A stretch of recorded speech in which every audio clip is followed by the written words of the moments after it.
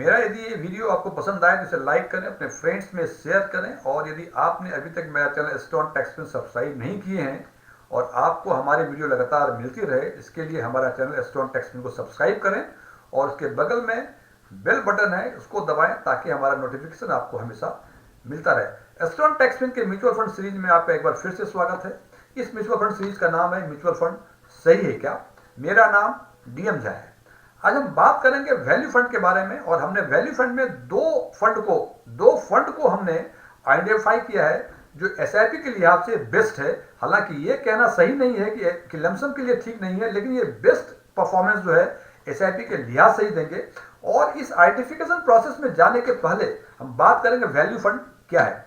Value fund जो पैसे investor से पुल करती है वो उस कंपनी के शेयर्स में इन्वेस्ट करती है जो डिस्काउंट रेट पे चल रहे हैं और जिसका आगे डिस्काउंट रेट पे चल रहे हैं फॉर द टेम्पोररी डिफिशियंसी। कुछ टेम्पोररी डिफिशियंसी के कारण वो डिस्काउंट रेट पे चल रहे हैं और आगे इसका पोटेंशियलिटी काफी अधिक हो। क्योंकि ये डिस्काउंट रेट पे चल रहे हैं तो कहा जाता है कि दे आर लेस वल्नरेबल, इसमें खतरे का चांस कम होता है। हमने जो दो फंड आइडेंटिफाई किए हैं उसके लिए सबसे पहले हमने 5 पैरामीटर्स के बेसिस पे 4 फंड्स को आइडेंटिफाई किया है। अब वो पैरामीटर है 1 year return, 3 years SIP return, 7 years SIP return, 5 years SIP return और 10 ईयर एसआईपी रिटर्न। और इस 5 पैरामीटर के लिहाज से के बेसिस पे हमने 4 फंड को आइडेंटिफाई किया है। उसमें से एक है एसबीआई, दूसरा है आईसीआईसीआई का वैल्यू डिस्कवरी, तीसरा है आईडीएफसी स्टर्लिंग का वैल्यू फंड और चौथा है टेम्पल्टन का वैल्यू फंड। फ्रेंड्स, ये जो हमने 4 फंड लिए हैं ये रैंडमली लिखा हुआ है हमने, इसमें कोई रैंकिंग नहीं है कि एसबीआई टॉप पे है या टेम्पल्टन फोर्थ पे है या आईसीआईसीआई सेकंड पे। ये रैंडमली 4 फंड को हमने 5 पैरामीटर्स के हिसाब से आइडेंटिफाई किया है, सेलेक्ट किया है। और इन 4 फंड्स को अगेन हम फर्दर 4 पैरामीटर्स पे फिर एनालिसिस करते हैं और उसमें से जो फर्दर 4 पैरामीटर्स हैं उसमें है 1 week return, 1 month return, 3 month return और 6 मंथ रिटर्न। और यदि इन पैरामीटर्स को हम देखें कि ये 5 पैरामीटर्स के हिसाब से इसमें 4 फंड है उसकी क्या स्थिति है, तो हम देखते हैं कि out of this 5 parameters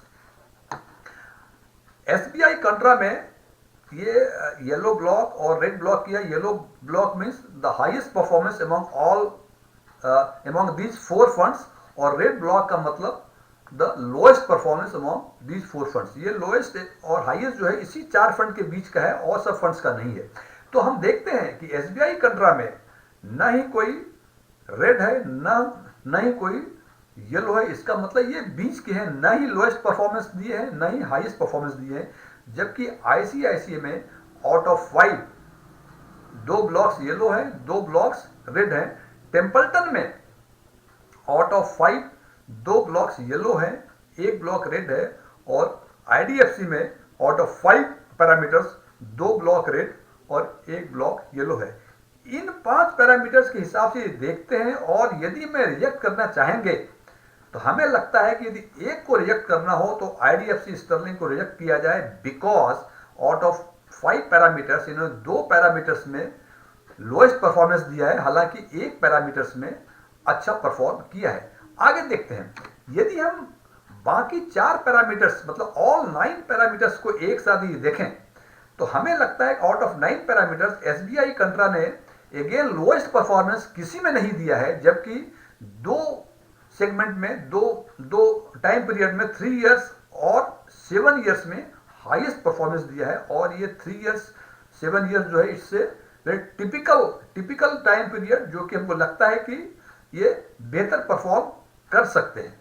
IDFC में आउट ऑफ 9 हमने देखा है कि 4 पैरामीटर्स में इन्होंने हाईएस्ट परफॉर्म किया है, जबकि 3 पैरामीटर्स में लोएस्ट किया है। और आईडीएफसी में आउट ऑफ 9 1 में अच्छा परफॉर्म किया है, दैट 2 ऑफ लास्ट 1 वीक, और 3 पैरामीटर्स में उन्होंने लोएस्ट परफॉर्म किया है। तो इन 9 पैरामीटर्स के हिसाब से भी लगता है कि आईडीएफसी को यदि एक को रिजेक्ट करना हो तो आईडीएफसी को रिजेक्ट किया जा सकता है, और यदि एक को सेलेक्ट करना हो तो आइदर एसबीआई और आईसीआईसी को सेलेक्ट किया जा सकता है।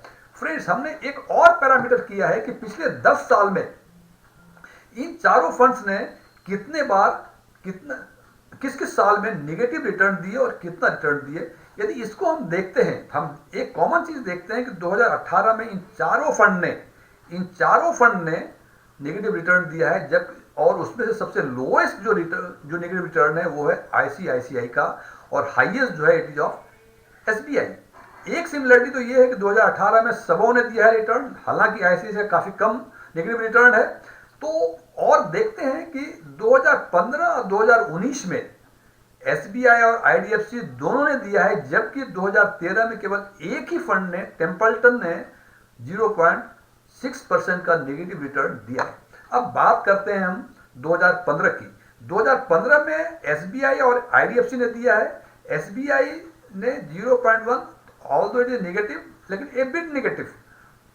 2019 की जब बात करें तो एसबीआई ने 1.03, जबकि आईडीएफसी ने कंसिडरेबल 6.19% नेगेटिव रिटर्न दिया है। तो यदि हम एसबीआई और आईडीएफसी की बातें यदि कंपेयर करें तो हमें लगता है कि आईडीएफसी को रिजेक्ट किया जा सकता है।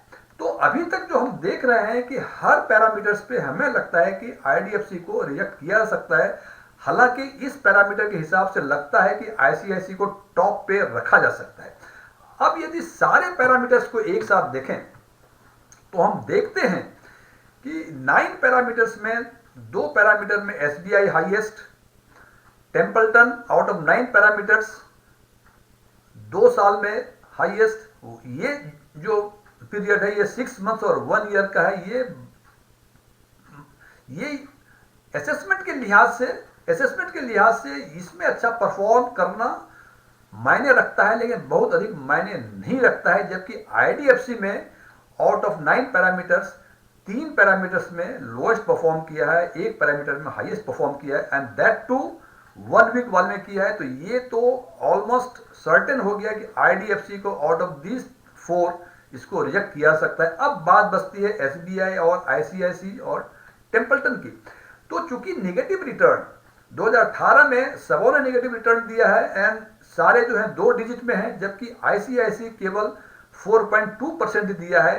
तो ये तो कहा जा सकता है कि यदि एक फंड को सिलेक्ट करना हो तो हम और हियर आल्सो 9 पैरामीटर्स में से 4 पैरामीटर्स में इन्होंने हाईएस्ट रिटर्न दिया है। तो ये तो कहा ही जा सकता है कि आईसीआईसीआई को यदि एक फंड सेलेक्ट करना हो तो आईसीआईसी को हम सेलेक्ट कर सकते हैं। अब फ्रेंड्स, हमने आईडीएफसी को रिजेक्ट कर दिया और आईसीआईसी को सिलेक्ट कर लिया। अब बचे टेम्पल्टन और एसबीआई का कंपैरिजन। टेम्पल्टन और एसबीआई कंपेयर यदि करें तो फिर देखते हैं 9 पैरामीटर्स में से 2 पैरामीटर्स में एसबीआई ने बेहतर प्रदर्शन किया है, जबकि टेम्पल्टन ने आउट ऑफ 9 पैरामीटर्स केवल 2 ही किया है, जबकि 2 में उन्होंने खराब परफॉर्म किया है। और जो टेम्पल्टन ने 2 में अच्छे पीरियड में किए हैं वो है 1 ईयर और 6 मंथ्स पीरियड का, जो कि हमें लगता है कि इसमें इस बेसिस पे इसको बहुत अच्छा परफॉर्म करना जस्टिफाइड नहीं होगा। तो हम इन दोनों में से एसबीआई और टेम्पल्टन में से एसबीआई को हम सिलेक्ट करेंगे फॉर द टॉप परफॉर्मेंस। और इन सारे पैरामीटर्स के लिहाज से मेरे एनालिसिस के हिसाब से पहला फंड होगा एसबीआई और दूसरा फंड होगा आईसीआईसीआई, या इसको आप इंटरचेंज कर सकते हैं कि आईसीआईसीआई को आप फर्स्ट पे रख सकते हैं और एसबीआई को आप सेकेंड पे रख सकते हैं। और फ्रेंड्स, मैं डिस्क्लेमर दे दूं, मैं कोई म्यूचुअल फंड सलाहकार नहीं हूं, ये मेरा इंडिपेंडेंट एनालिसिस है और ना ही मैं किसी फंड हाउस को प्रमोट करता हूं, नहीं किसी का प्रोपेगेंडा करता हूं। It is my independent analysis, इसमें किसी को अदरवाइज फील करने की जरूरत नहीं है। फ्रेंड्स, यदि मेरा ये वीडियो आपको पसंद आए तो सब्सक्राइब करें, लाइक करें, शेयर करें। Thank you, good day.